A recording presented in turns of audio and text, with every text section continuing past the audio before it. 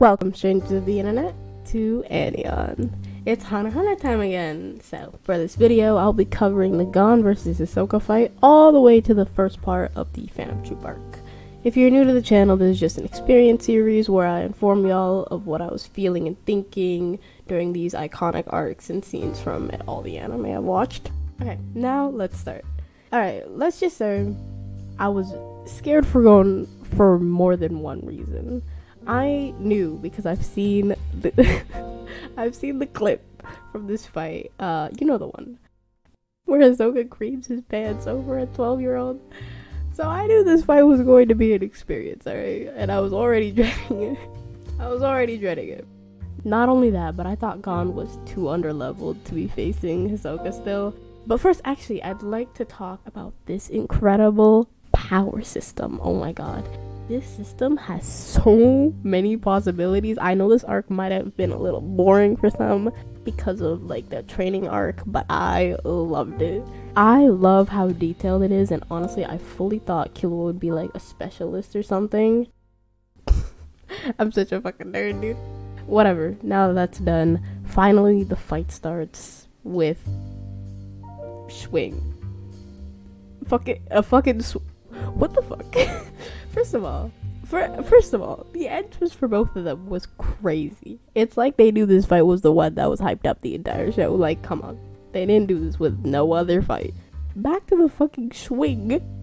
What was Togashi smoking, bro? Because I don't want no part in it, man. He physically drew that panel where Hisoka's schlong has like light emanating out of it. I can't, bro. What the fuck? This man Hisoka was getting turned on before the fight even started. If people didn't catch the undertones before, they most definitely got him now. When the match begins, it's very obviously one-sided, and the age difference makes it worse because he really is just beating the fuck out of a child, bro. But Gon's not taking it lying down. He's weaving that shit too. But he hasn't even been able to move the nigga from his original spot. Honestly, the arena makes the fight more interesting with its point system and really sets it apart from other no-holds-barred fights. And another thing, I hate how fucking cunty Hisoka is. Like, why is he serving cunt when he should be serving jail time?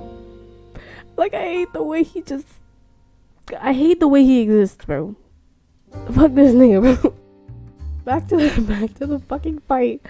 Gon is adapting to the fight fairly well, throwing feints and using his surroundings to create an opening to punch the shit out of that child diddling clown.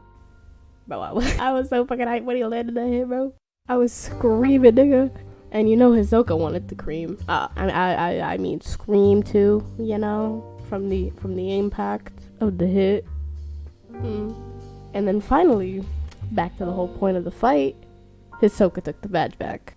This whole fight was masterfully done, bro. It was so clean. After that, we find out that Hisoka is like a walking BuzzFeed quiz creator.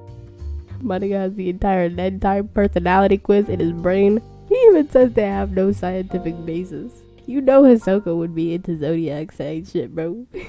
So after he indulges his personality analysis, as he calls it, he's gotten serious and just starts running Gon down. Then Hisoka reveals his bungee gum stuck to Gon's cheek and knocks the plot armor out of my boy, bro. Gon can barely stand, and here goes Hisoka again with his lame ass quizzes, bro. Like he fucking cheated on too, bro. At least Hisoka is exactly what he says he is, you know. You just know you're not about to get no redemption arc bullshit with him. And right on fucking cue, the scene hits. Whatever Togashi was smoking earlier, he got a stronger dose or concentration. I don't know drugs, nigga. Because why did he have to why did he have to do this? Like, look at my nigga Gon. He needs an adult. Someone help him. What the fuck? I had to take my headphones off, bro. I could not handle this nigga making noises in my ear and shit. But at least he's saying he'll wait until he matures. But that's really not much better.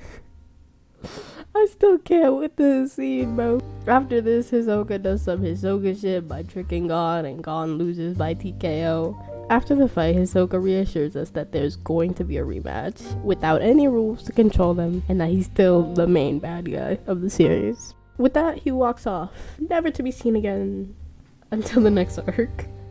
And you know who was the MVP of that fight? The ref. That nigga was the only one looking out for God and the potential molestation he might have experienced. You think when he was that close, he couldn't see what was going on in Hisoka's pants? Come on, y'all. Now that's an adult, bro. He saw where things were going and ended the match as soon as possible. Now Gon and Killua head off to Whale Island. I knew I was gonna miss my boy Sushi after this, but it is what it is. In Whale Island, the boys receive a box from Gon's deadbeat dad for when he becomes a hunter. In the box is a cassette tape, a ring, and a memory card. When they play the tape, Jing doubles down on his deadbeatness and says, "You gonna have to catch me if you can."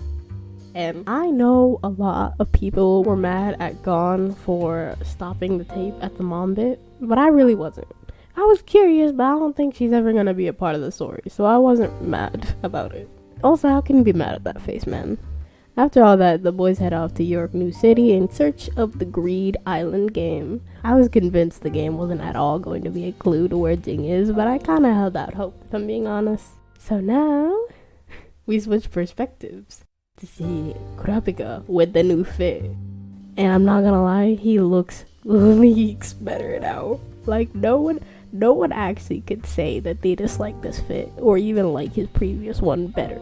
With the new fit, he's also a master nen and is becoming a mafia bodyguard. The whole thing was super fucking interesting to see the way he was going about trying to get his family's eyes back. So Kurapika pulls up to his soon-to-be job and we meet an interesting group.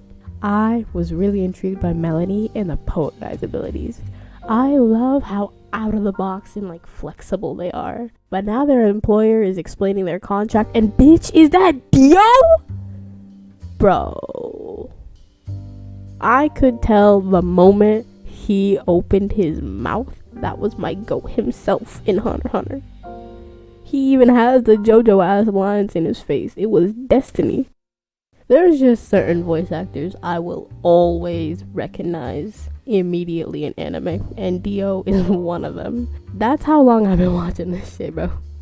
I also love this little focus Kurapika gets in this arc leading up to the climax of the York New City arc. His abilities are already impressive before you see the extent of his brokenness later in the arc. He gets hired and is introduced to his new boss, the actual collector's daughter. Her ability is one of the non-combatant ones, like Melody's, that are actually really fun. Her pencil ghost, though, can die. Then we cut to a random group of people that give off a weird vibe. I thought they were the truth, but this nigga threw me off. He looks like he should be a protagonist somewhere in his own series, bro. But when Uvogin comes out and calls out to his boss, I knew my intuition was right. By the way, I love whoever Uvo's voice actor was. They absolutely killed it for this guy. And when we see the other group of troop members, I had to pause because I saw the man. The character that made me decide to watch this show. Phaeton. Now wait. I can explain. It's not just because I'm simping. It was because of an account that had him as their profile picture and only talked about this nigga. When I saw this account, I was like, oh, I should watch this show so I can understand why they like this character so much. And years later, I did exactly that. Turns out, they just wrote shitty stories about Phaeton, so my dreams were crushed. Anyway, once they finally meet up, Hisoka pulls up late in classic Hisoka fashion, lurking and being creepy. You can tell no one there fucks with him, which is totally valid. He don't even fuck with them. He just wants to fuck. I mean, fight the boss. Bro, come on. You all saw this nigga's face when he looked at the boss. It's actually on par with its own face. Speaking of the boss, his introduction was so intimidating. He's actually one of the characters I've never heard a thing about. So the plan is they're going to steal everything at the auction, making themselves quite literally everybody's ops, including Kurapika's group. I swear, The build up for this arc was crazy. So we switch over to our two boys, Gon and Killua, who are still trying to make enough money for Greed Island when they run into the best fucking boy, Leorio. I jumped when I saw him, bro. The best character is back, bitches. Move aside. So Leorio helps them gain money by basically scamming niggas and letting them compete with Gon in arm wrestling. It's a great scheme, and Gon is killing it until one of the troop comes in.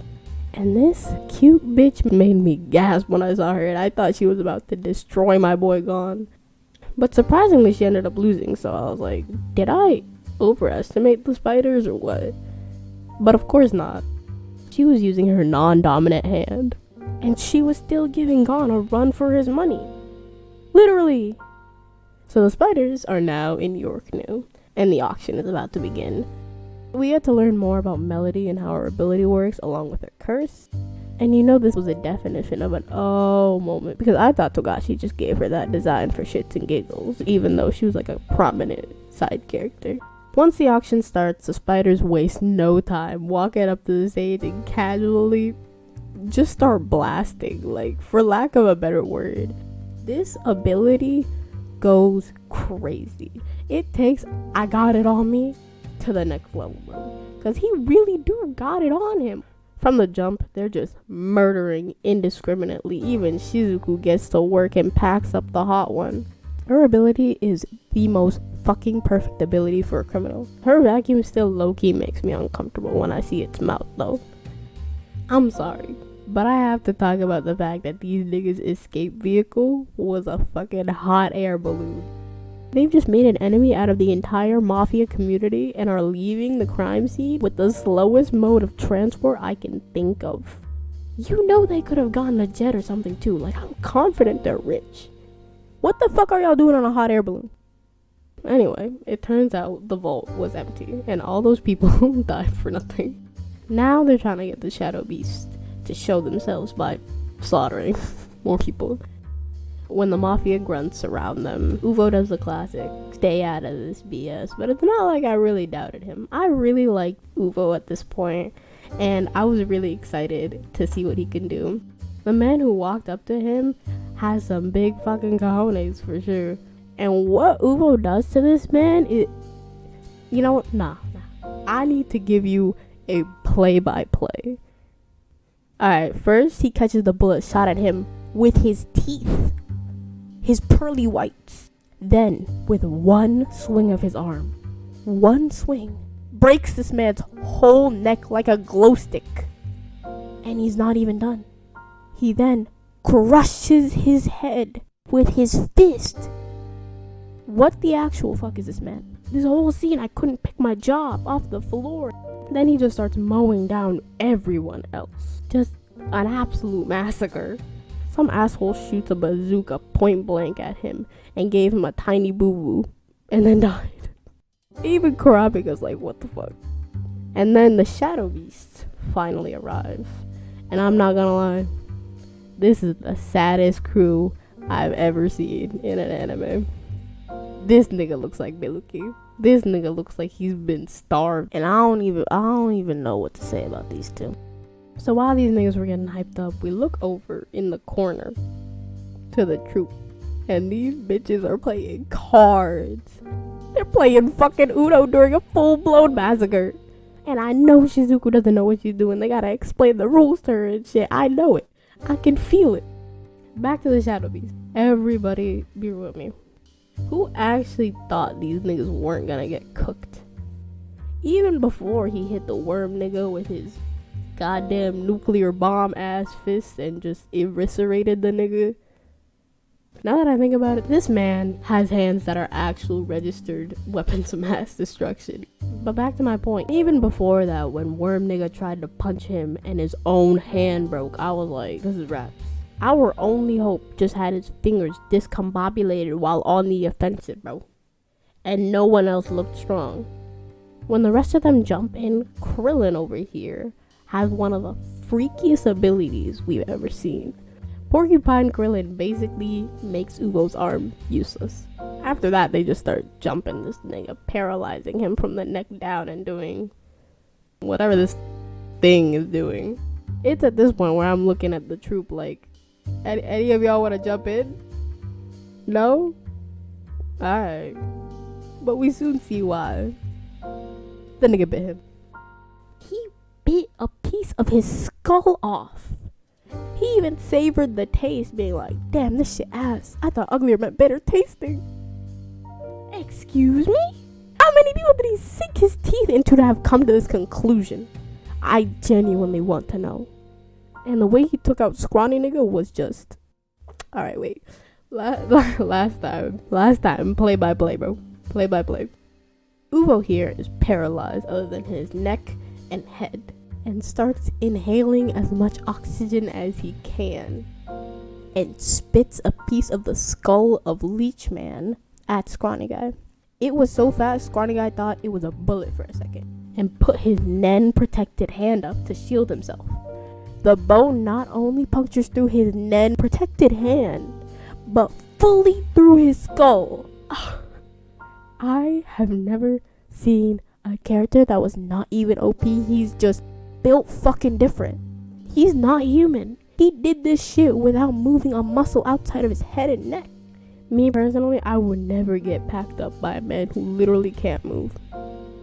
And Krillin, he just went out sad. Like, I would rather just get eviscerated. Also, during the evisceration, we see Uvogen's spider tattoo. Immediately, I knew Kurapika was about to jump in the mix with no regard for his or anyone's well-being. Of course, the girl Melody comes in clutch and calms Kurapika's blind rage. But even with that, he says he can capture him. I was just on my bed like, Kurapika, shut the fuck up, you do not want that smoke. But the joke's on me, I guess. Little did I know what was to come. And little did you know, you didn't know either. Kurapika goes out and just yoinks the nigga. It was actually fucking hilarious that that's what he meant. I approved of this method at the time. Anything but him fighting him head on. Kurapika's Nen contract with Chain Jail was so interesting to me, but I was definitely worried whether he would like die because of it. Our boy Kurapika escapes with Uvo in tow and the Phantom Trooper on their tail, but they get jumped by the rest of the Shadow Beasts. Alright, let me just hype up one of my favorite groups in fiction. I love how they're so nonchalant with everything, acting like it's only natural things turn out the way they want. And they have so much personality. Okay, I didn't want to like them more than the Akatsuki. It just happened, okay? But I'll tell you when we get there, when exactly I started really, really liking this group. So obviously, the rest of the Shadow Beasts get clapped. Uvogen makes everyone look like a bitch, even when he's supposed to be getting tortured. Except Kurapika. He just starts tweaking.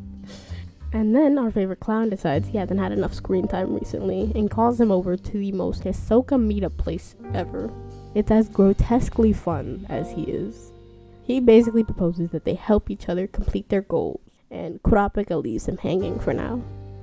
Next time I will obviously cover the long-awaited fight, but this video has gotten too long, so I hope you enjoyed the video. This is Anion, signing off. And I know Shizuku doesn't know what she's doing. They gotta explain the rules.